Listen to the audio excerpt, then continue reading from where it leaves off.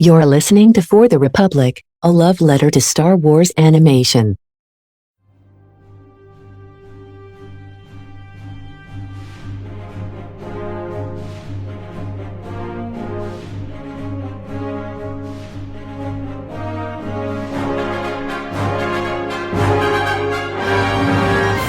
Hello there. Hello, everyone. Welcome back to our Bad Batch recaps here on For the Republic, a love letter to Star Wars animation. It is Andrew and Don back here for our penultimate Bad Batch recap, because next week is, of course, going to be the two-part finale, and this episode did a whole lot to set up what we're going to have next week. It was titled A Tipping Point, and we were wondering where the show was going to go after last week when the Batch settled down on Pabu. Like, we assumed it wouldn't be a long time. We assumed it would be very temporary. But not only did we get to see an update on how they're living and, you know, their lives away from the fight, which was really nice to see, but we also got to see all of the plot points that we've been following this season, well, pretty much most of them, coming together into one as it's all leading towards Mount Tantiss, which is very exciting. Go ahead. Oh, I was just going to say, add to your point that it was just very nice to see things coalescing. And the other thing I'll say is that this episode did kind of something I've been wanting to see the series kind of tackle, like since like early in series 1. So that's just really awesome. Yes, 100%. There was so much that I enjoyed about this episode, and just like how everything got brought together. Starting off the fact that we got to see, for the first time in a long time, our guy HOWZER, because he shows up at the beginning of the episode. We were like, well, what happened to him? Like, I think we had the question earlier in the in our recaps of like, is he still in prison? Did they kill him? Like, what happened there? Because we saw Rampart earlier in the season kill Captain Wilco.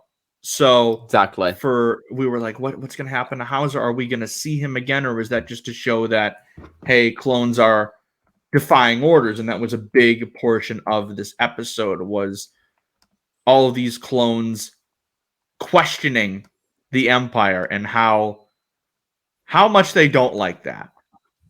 And I was honestly surprised to see HOWZER show up, like because I'd had such a negative kind of like thought as to what would happen to him. Like, I thought he'd be made into one of those assassin clones, or he'd just be executed, since he kind of caused a stir, like to the point where multiple members of his platoon abandoned him, and we kind of learned that several of them wound up dead in the prison, which is just awful. But yeah, I love that they've brought him back, and that he's safe for now.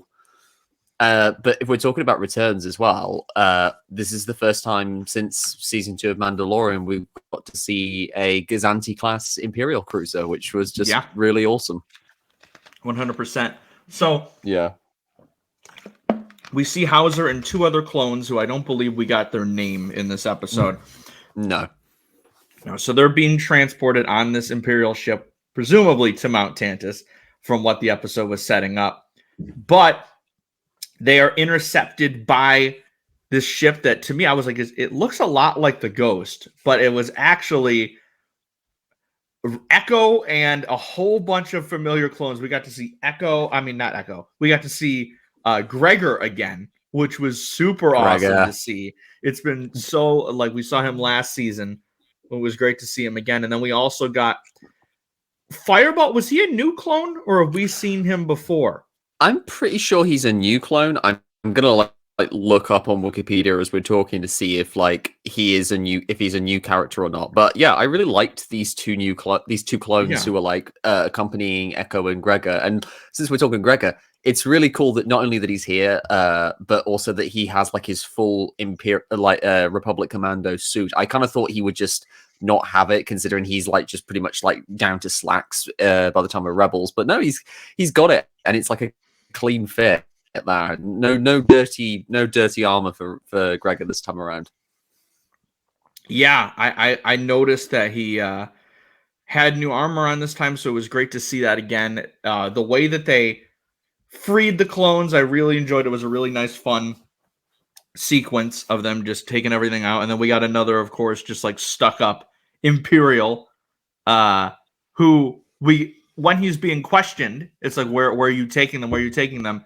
He does the same like suicide tablet thing that we've seen in Mando and that we saw with that rogue clone earlier in the season. So they keep bringing things together, and it just shows the secrecy of Mount Tantiss. We find out how top secret it is. It belongs to a division that isn't even public knowledge.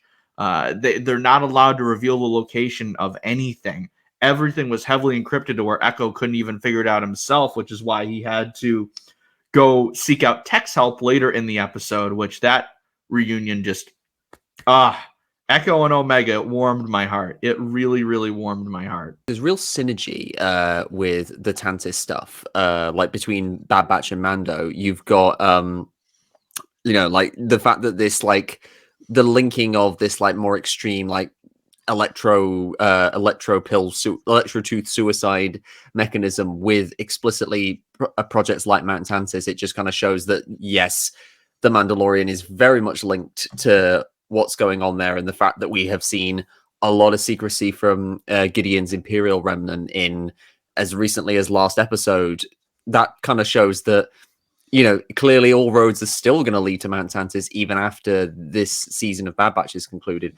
I also just looked up, so Fireball and the other clone, whose name is actually Nemec, but with a C, with an EC. Yeah, there's two of them. There's two Nemecs. There's two of them. Just whatever you do, clone Nemec, don't write a manifesto. Yeah. You'll just, you're just going to seal your fate. Stay away from large crates of whatever they were stealing. I don't remember. Don't rely on anyone called Skeen. No, for help. Not Skeen. Stay away. I'm still mad at you, Skeen. By the way, I will never forgive you for that one. Yeah, that whole opening was just really well done. Like I said, it was really cool to see the Gazanti shuttle again. I just love the design of that, of the ship that the clone resistance, I guess we can call it, is using. I can't wait. I really hope they're doing a Lego set of that ship, because it's so cool. It's like there's such an innately toyetic thing about it, Mm-hmm.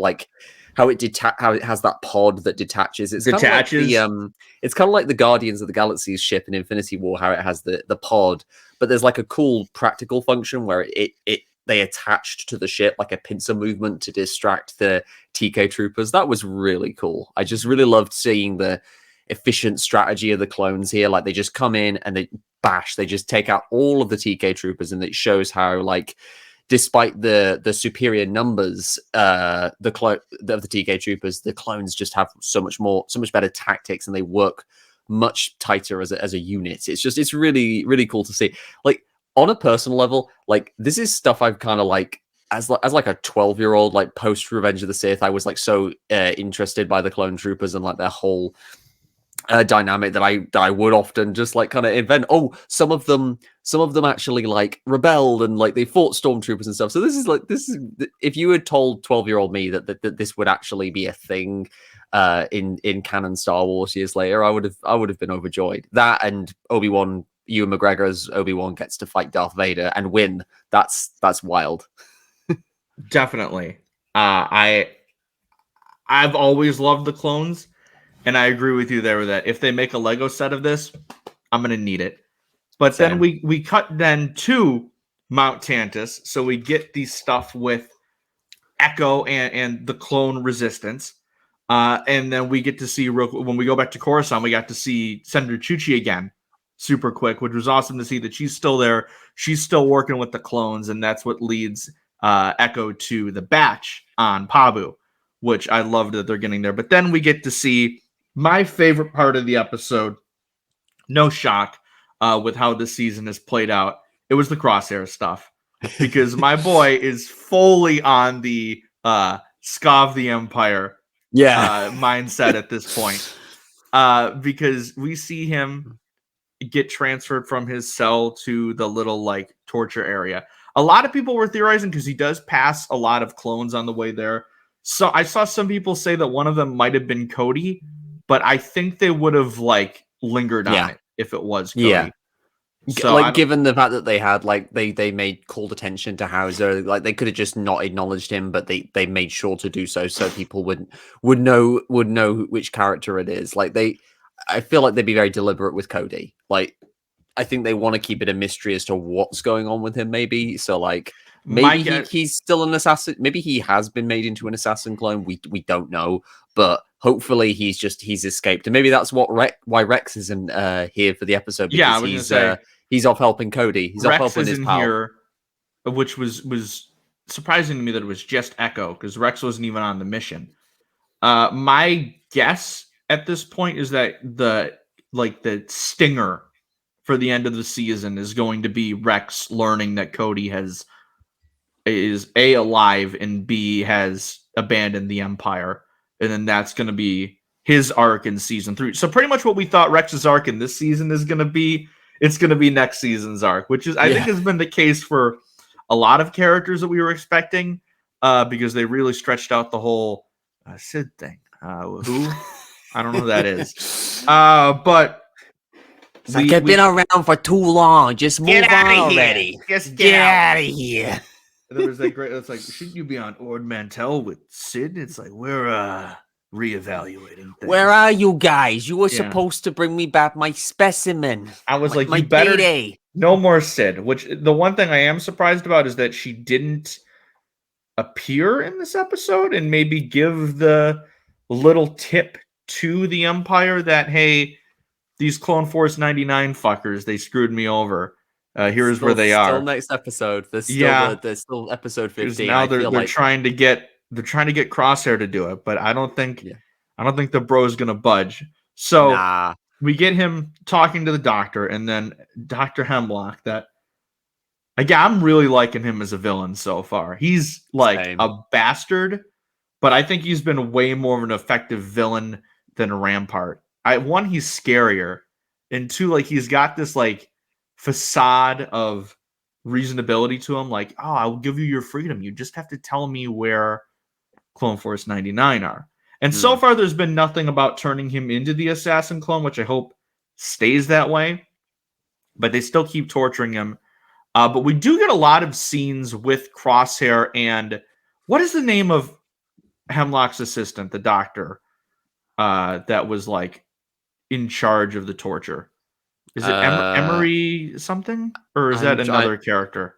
I will also like circle back to her, but yeah, she was a very interesting character as well. It's funny interesting that she has a New Zealand accent with her, which leads that's probably it leads to my theory.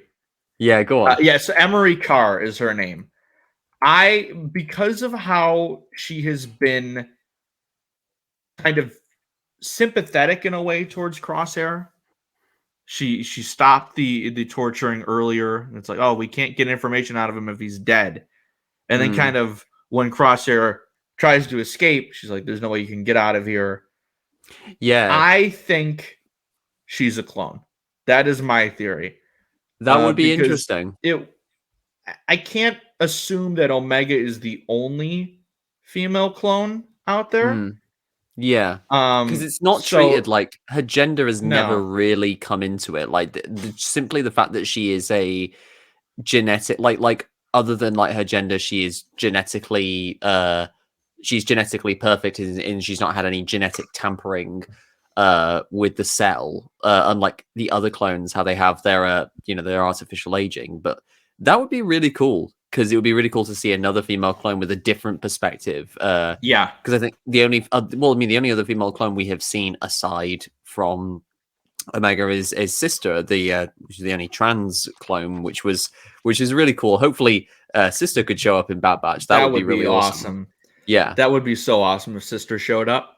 I am not looking forward to the certain reaction that some members of the fandom will have to that, but I think it will be awesome, especially if she has that armor that they made in the art piece. Yeah, because that would just be incredible. I believe did the art. Did the art. Yeah, which very good. Yeah, it's one of my favorite pieces of theirs. I think it's great. But we get to see Crosshair do his thing. He's doing the torture. He's getting tortured. He's like not budging whatsoever, which I love. I love the fact that he's like, oh, you'll never find them, which I loved that, because at first we're like, because Hemlock was reasoning with him like, you have no connection to this kid. Yeah. Just tell them where the kid is. You have no, you know how they think, you know where they go, everything, and then Crosshair just like looks him in the eye and goes, wrong. And it's like it kind of plays like, oh, he's sort of saying, wrong, you're wrong, I don't know where they are, I don't know what their strategies are anymore. But for me, I read it as, you're wrong. They do mean something to me. Omega, the kid, means something to me, and you know that based on his actions later in the episode. Like, I mean, this is the first time I've got to actually like talk about like Crosshair in an actual episode. I've missed. Oh yeah, you weren't on for the Outpost, were you? I know, and that's the best episode of the season so far. Like I loved the mid-season two-parter, but like that just blew it out of the water. It was an amazing exploration of Crosshair's character, and it was the perfect kind of scenario for him to finally shake that whole loyalty that he's had to the Empire. And like more than ever now, we're seeing just how much that shook him, because Hemlock basically offers him what he's been wanting the whole time. Because the whole to be a soldier, to base, he's been doing so much. Slate is how he works. Yeah, to prove, he's been doing so much to prove himself to the Empire that he's a capable soldier, that he's a good soldier, that he will follow any order, basically, that he's the definition of that. And the Empire has repeatedly gone out of its way to say to him, we don't care, you are expendable. The minute we consider you to be more trouble than you're worth, we will cast you aside and get someone who we judge to be more efficient and cheaper. That is literally the Empire's modus operandi. And I love that Crosshair has been so shaken by that like it doesn't even occur to him to accept Hemlock's offer. He's basically like, get stuffed. I'm not working for the Empire anymore.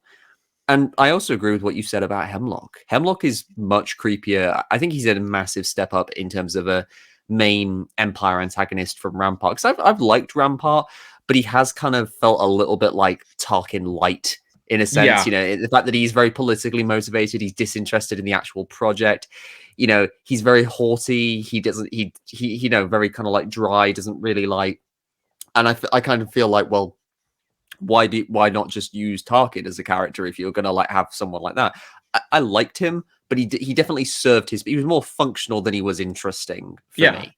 So it's nice to have a character. Speaking of that, get to see Tarkin later in the episode, which I think is his first appearance this season.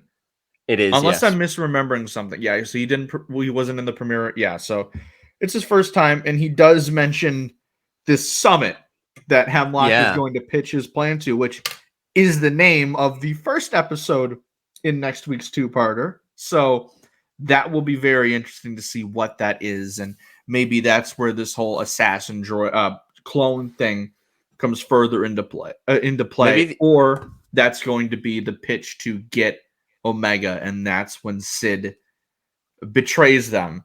Because I really hope Crosshair doesn't give in to all of this. I would be very upset if he does. But again, he's being tortured the whole episode. But as he is about, like, they take a quick break, and that's where it was like, oh, we can't get anything out of him if he's dead. And then he just grabs one of the blasters, boom, boom, takes out two of the TK troopers, and stuns Dr. Karr. That's interesting. That I find it very interesting that he kills all the he doesn't pull his punches with the TK troopers. Every one of them he guns down, which is a departure from the batch, because even the TK troopers, they stun. They don't kill them. But Crosshair, he shoots them straight away. But he doesn't shoot Karr, which is very interesting. So it makes me wonder. This is the first time I've seen Crosshair stun someone. Yeah, exactly. Yeah, exactly. Which makes me think maybe there is something to the theory you proposed about her being a clone, and because he's very observant, so I feel like he would have picked up on that. But also, like, I love that this whole sequence shows his strength as a character, like how powerful, how powerful he is as a warrior, because like he can barely stand, he is disorientated, and he's still like bullseyeing all of these troopers. It's incredible to see. Like, you know, he's not to be messed with, even when he's like not at his peak. No, don't mess with it. Just him like hobbling around, especially when we get another like great hallway scene of all these TK troopers going after him as he's walking, and then when the fog starts coming out and he just takes them all out. I'm like, he's Crosshair. Like, I've been waiting, like I said, I've been waiting for Crosshair redemption for so long. So to see it finally like start to happen, which is why I'm just terrified. Don't fuck with his brain. Don't Jennifer do it Corbett, again.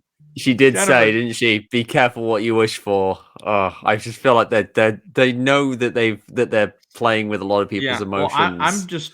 I'm worried for that, and I'm worried he's not going to make it out of this alive, because I actually think he's safe. I feel like it's going to be more of a trade-off. I think we could very well lose one of the batch in the finale, but I don't think it'll be Crosshair. I think it's more likely to be Hunter, or maybe even Wrecker. I think it's currently, for me, it's between Hunter, Wrecker, and possibly Echo, because of like the fact that he's the one who's pushing to fight the Empire, and maybe if he died, it would inspire the rest of the batch to fight. But I don't really see the value in necessarily in killing him off. It would have to be a very powerful kind of sacrifice.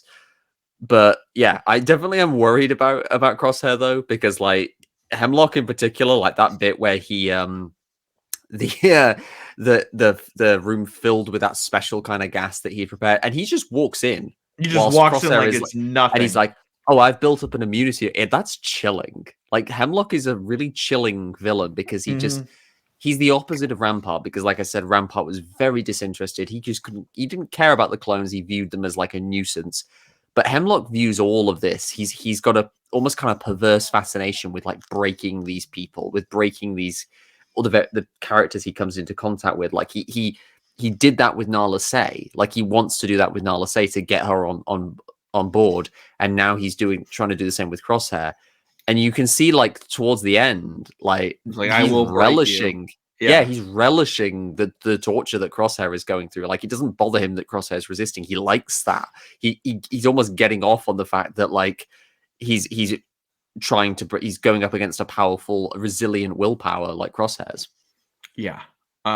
All this stuff is great. And then my favorite part was him, like, we're like, he's trying to escape, he's trying to get off Mount Tantiss, but no, he's just trying to contact the batch and let the, like, you need to hide. They're after coming. Well, he's trying to say they're after Omega, and then the gas starts. Yeah, it's not even to like save him. It's not even like, oh, I'm here, come get me. It's just like, no, you guys need to hide. They're after the kid. Like, it's a really selfless thing to do, to not to escape, or even to demand that they rescue you. Considering like his whole thing last series was with his brothers, was like he was angry that they left him. And now he's just come full circle, where he's not concerned about his own well-being. He just wants his family, his former family, to be safe, which is just, it's a real turnaround for him as a character. Yeah. And then, like I said, the Hemlock thing was just chilling. Oh, I built up an immunity to it, as he's just fading in and out. And I love the way they shot it, or they composed that scene of just, you also feel like you're kind of suffering from that toxin. Yeah. The sickly green gas. Yeah. It was a really great way of doing it. But then that led to us cutting back to Pabu, and we get to see them living it up. We get to see Wrecker be like the town fisherman, which I loved. It's, oh, I brought dinner. And then they just, it showed in this short scene, it just showed how much of an important part of the community they've become in such a short time. It's nice to see that Lower Pabu has kind of been refurbished already, so we don't get to see the dreariness that we were left off on last week, and actually get like them back in this paradise again, which was really lovely to see. But then I just loved the flight practice scene with Tech and Yeah, Omega. that was so cool. I'm Yeah, gonna do that was the tech. What was it? The tech special. the tech The tin. tech tin. It's I love that like Tech is just so out of his depth with training Omega. Like he's Yeah. so it's literally Obi-Wan and Anakin vibes during the speeder chase and Attack of the Clones. Like Tech's just like, pull up, Omega, pull up. Yeah.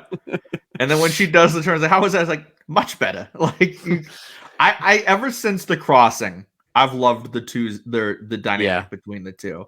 It's been really strong that whole. I feel like her dynamics with Tech and Echo have been really fleshed out this season. Like I just loved when she reunited with Echo. She was so happy to see him. Like even though Echo just like kind of like lampshade hangs the fact that he's not been absent for too long. Really, he's just like, oh, it hasn't been that long, and she's like, it feels like it, and like just it's such a lovely reunion. And I just love the difference. Like Hunter and Echo just kind of like give each other like a the fucking bro handshake. Yeah, the like, But you son of a bitch. Yeah, but then Omega just like From Predator. Omega just like bear hugs him, which I thought was so cute. And I just love, like I said, everything you said about Tech and Echo with Omega, I agree with, because Wrecker was like her guy last season, and then Hunter was like the paternal figure. So to have her have those fleshed out dynamics with all of them, I really enjoy, which is why season 3, we gotta have like a field trip episode with Crosshair and Omega. Like it's gotta happen. We gotta have that. Like one of those. I can't wait. I cannot wait. But we see Echo return, like we said, and I loved it.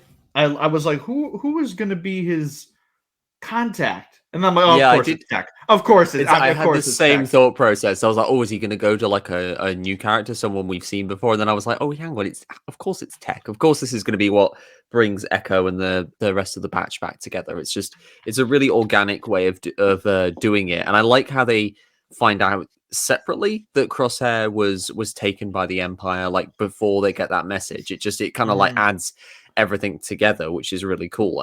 And I like that they're starting to get on the scent of Mount Tantiss. But we also have that really nice conversation between Hunter and Echo when they're like literally strolling by, like where the center of the square of like of Pabu, where like Wrecker is playing tag with Omega and her new friend, like, whose name I sadly forgot.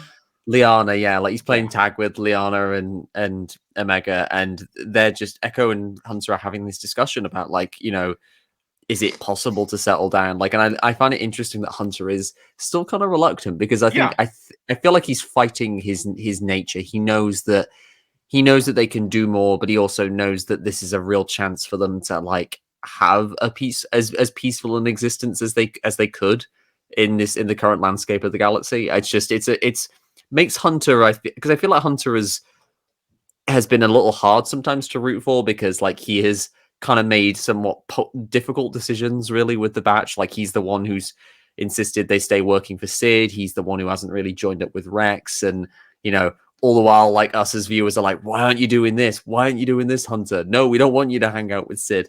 But here I feel like this is the first time I feel like the push pull with Hunter has felt a little more real, and it's definitely kind of reconnected me a bit with him as a character. It's not like I've disliked him, but I've just been sort of more like mid on Hunter for most of the series.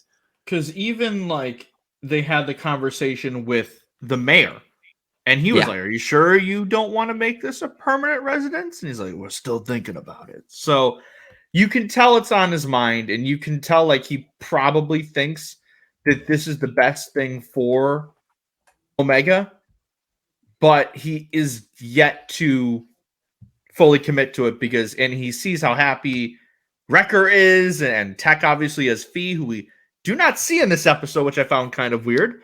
Yeah, that's true. But you can tell that he still is probably thinking like, the fight needs us, but he hasn't fully accepted that yet. And this is like the newest part of them trying to escape, whether it be the Sid stuff and now this, when it's going to eventually lead to where I think it's going to be of next season is going to be full forced clone resistance, which I sure hope, because that's what I thought this season was going to be. Yeah, same. But okay, is just as long as there's no more Sid, I'm okay. But I loved Echo's line of "You're right, this is remote." Like when he sees the planet for the first time.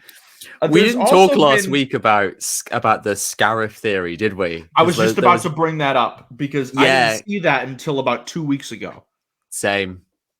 Exactly. Like the whole fact that the topography of the planet looks very similar to Scarif, and the fact that there was the tremors last episode that caused the tidal waves, it made loads of people think, oh, is it the Empire doing experiments there secretly? I don't think that is a thing though, because it doesn't. I feel like that's something they would have called attention to in a following episode, but I could be wrong. I mean, it took them a while to it took us a while to find out what Starkiller Base actually was, that it was in fact Ilum. So maybe it is Scarif. Maybe Pabu is just the island instead of the planet. Yeah, I agree. It would be interesting if it was Scarif, and I sure hope if it is Scarif, they got off the planet on time in time before Rogue One. That is an alarming thought. Yeah, I agree. And then when they get that message from, or they're trying to decode the stuff about Tantiss, they still don't know the location or the name, but they are clued in on some stuff about Dr. Hemlock. We find out he was kicked out of the Republic's science division, and then we find that he's in charge of this new. I don't remember the name of the program, like the actual official Imperial name. Imperial something science division. I don't remember what it was, but we see they're going through the list of captive clones. We see that HOWZER was on his way there, and they see Crosshair's clone number in there, and they're like, Crosshair turned on the Empire, and we see Hunter is still the most resistant to it. Like it could be a trap. It could be, and it's like, well, there's only one way to find out. And then it just cuts back to Tantiss. So the fact that it's still tense between Crosshair and Hunter, where he's the last one to get there, because I feel like at this point, Tech is already turned on him, so he's cool. And then Wrecker and Omega were already they just needed to get the A-OK that he's back, and they'd be just fine. Hunter is the one that he took it the most personally. So it'll be interesting to see how that goes. But I am so ready for that reunion and for them to save them. So it's interesting to me because I thought what was going to happen was Omega would have gotten kidnapped. And then they would have had to go to Tantiss, and then they would have just seen that Crosshair is also there. The fact that they're clued in to Tantiss being a thing by the fact that Crosshair has been captured is interesting to me.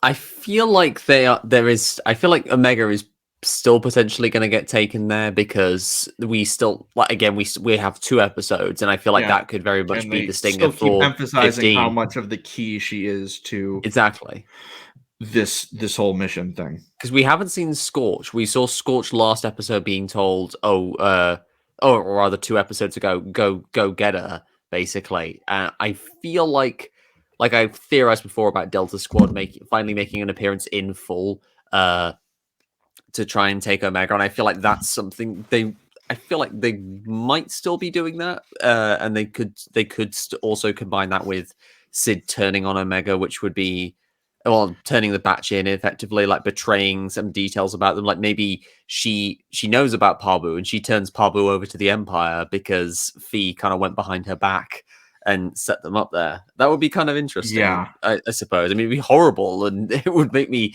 genuinely hate Sid for ruining such a community just because she was she was angry that she'd lost money on some jobs. But yeah, I mean, she could also, like I said in a few episodes ago, go the way of Roz from the Bounty Hunter game. Which, spoilers, Roz is a lot nicer than Sid on balance, but yeah, things don't go very well for Roz in the end, so I feel like that could still happen with Sid. I haven't played Bounty Hunter, so the whole time I was just thinking about Roz from Monsters Inc. I was like, well, I mean, I kind of can make the comparison to Sid. She's not that dissimilar. She's got a similar kind of like drawly voice. fat. Yeah, Like, she literally is like, "No, Django, not the Bandogora. It's too dangerous even for you." It's like it's kind of like that. They're very similar kind of characters, really. Sid, I think, is just a bit more amoral, really, so far, based on what we've seen of her. She's got to go. She's got to go. I'm over her. Last week was like the breakup celebration. This time is she's got it. She can be the Empire's informant, and then they can just Captain Argaius her, because I don't want her in the show anymore. I just don't. I mean, we've got the better version of Sid now, which is Fee. Because now that Fee actually has a character that I like, because I was like, during Entombed, I was like, okay, Fee is literally just Sid, but Wanda Sykes. And then Pabu, I was like, wait, no, Fee's actually like cool.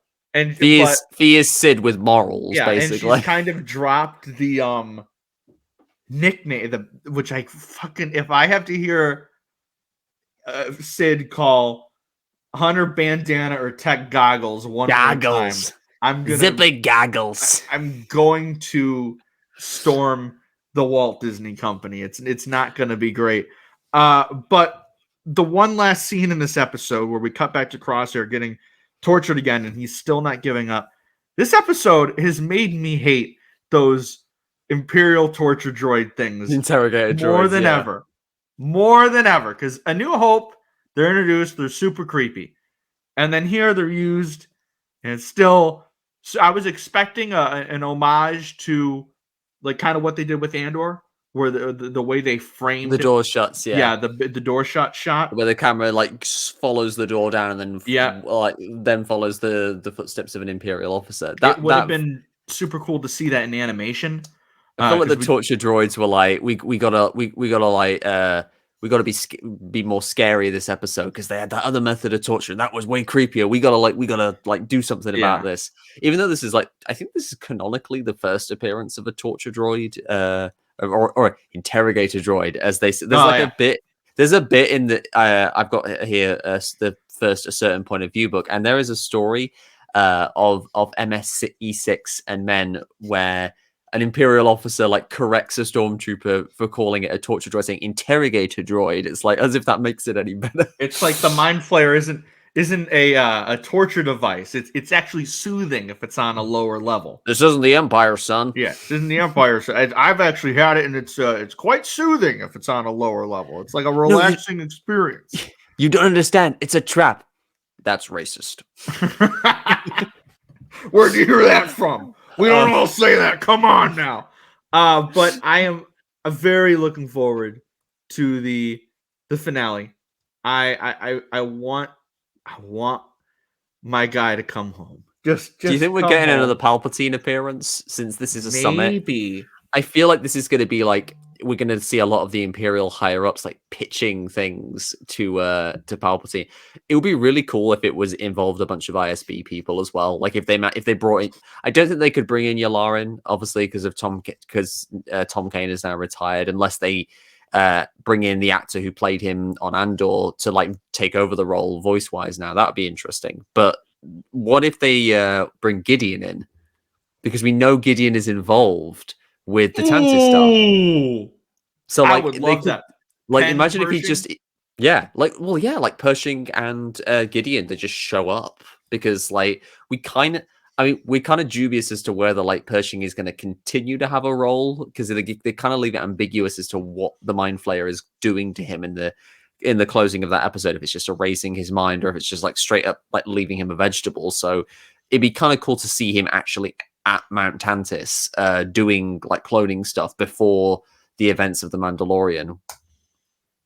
Yeah, definitely. I'm very interested to see where the Tantiss stuff goes. Like I said, if I'm predicting anything for next week, it's like Rex got to show up again. Probably a tease about Cody, but probably not a physical appearance. And if Crosshair doesn't come back, if after all of this he's like, I'm going on my own, I'll be like, Jennifer, we need to have a discussion. or if he's still like, no, I'm staying in the Empire. I'm like, no, It's like, yeah, No. you deserve the mind flayer, the brainwashing, everything. If you are still gonna be like, no, actually, I really like the Empire. It's like Yeah, they're a lot like me, coarse and unforgiving.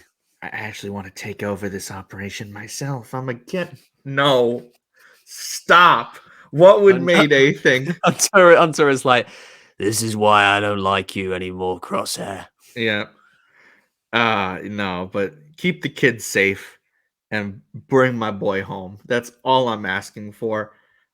So it's gonna be a bit of a short episode this week because I am on a very tight time schedule for this week. But thank you guys for joining us for this week's Bad Batch recap. You may have noticed that it went up a day earlier than usual. That's because our schedule is a bit different this week.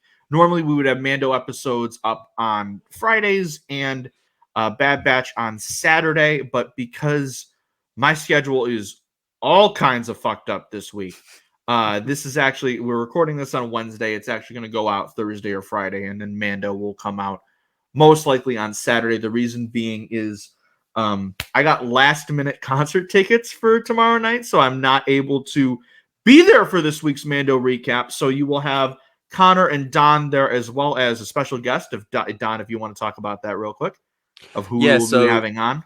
So next week, Norhal from the Geeky Waffle will be guest starring on the episode to talk the 20th chapter of The Mandalorian, the Foundling. The Foundling, yes, directed by Carl Weathers. Yes, a lot of exciting stuff to talk about with that episode. So yeah, that'll be really fun. I'm looking forward to it, and I hope you have an awesome time at the Bruce Springsteen concert, Andrew. I'm hyped. I wish I could be there because of one scene in particular that I need to talk about, but I will be freaking cool. Yeah, I will be adding my own little mini review of the episode on probably at the beginning of the episode. We'll figure it out. We'll integrate it in there somehow. So you will still see me on that episode, but I won't be with the normal panel. But I have full confidence that Don and Connor will take care of things just fine in my absence. Before we head out, though, I did do a little thrifting before I got here. I was trying to find some Scream stuff because I've been on a big Scream kick. Nothing. Literal whole horror section. The only thing I saw was this like giant ghost face thing that was like $125. And I'm like, no, I'm not paying $130 for like less than a foot. Like, do you like expensive merch, Andrew? Yeah. Apparently they don't like any merch because there was none there. But I did get 3 retro Star Wars figures. The first one I got was holographic Luke from Return of the Jedi. Oh, nice. It's like the hologram Jabba's palace thing. I saw that I needed to get it. That is so cool. The other I also got, this was a last minute one. I wasn't going to get him, but you can't go wrong. You can't go wrong with Watto. Outlanders, they come here. How do they find me? And then I was going to get a retro Star Wars Monopoly, but I was like, it's $30. I don't need this, so I'll get it another time. They had a shit ton of them, so I'll get it later. Last one I got, another Phantom Menace, Darth Maul from the Naboo. I have that one. Yeah, because I don't have many Maul retro figures. I did get the Tatooine duel because they had a 2-pack of him and Qui-Gon last time I was there, so I did get that.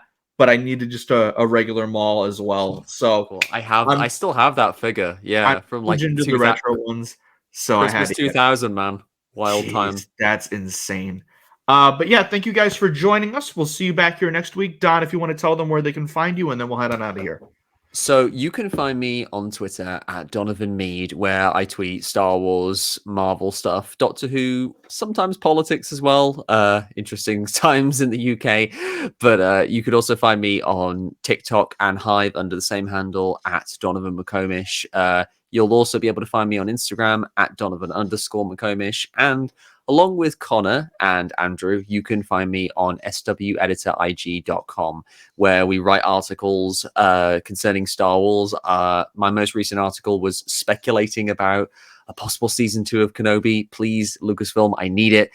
And we are also part of a project on there called SWEF, or Star Wars Editor Fiction, which is a series of interconnected short stories and webcomics that try to stay within the confines of what is considered canon in the Star Wars timeline currently, although we also like to repurpose elements from Legends and add them to our stories. I have written one short story. It came out in June last year. It is called Scars of War, and it follows a clone trooper called Blister 5 years after Revenge of the Sith, where he encounters a Jedi survivor of Order 66, Shar Kun. If you like Star Wars and pain, then check it out. Yeah, it's a great one, so definitely check that one out. As for myself, you can find me on Twitter at Starlight Andrew, also on Instagram and TikTok at the same name. You can find the podcast on Twitter at For the Repub Pod and on Instagram and TikTok at For the Republic Pod. Check out our TeePublic store. We just launched that last week. We're starting to promote it on socials now. We have 2 designs up right now. We'll have more in the future. If you want to support us, grab some merch. It'll help us out a lot. And then also subscribe to our YouTube channel. We are officially halfway to our 100 sub goal. Thank you guys so much for that. Once we get to 100, Thanks we'll so be much, able to guys. do some more live content, and it'll be awesome. And you can join in on the fun as well. So yeah, Mando coming later this week, where we will talk about the Foundling, and then probably within the next week or so, we will get back with our Clone Wars Season 2 coverage. Holocron heist. Holocron heist. So excited for that. So until next time, we'll see you guys later. See you next week for the Bad Batch finale, of course, and may the Force be with you always.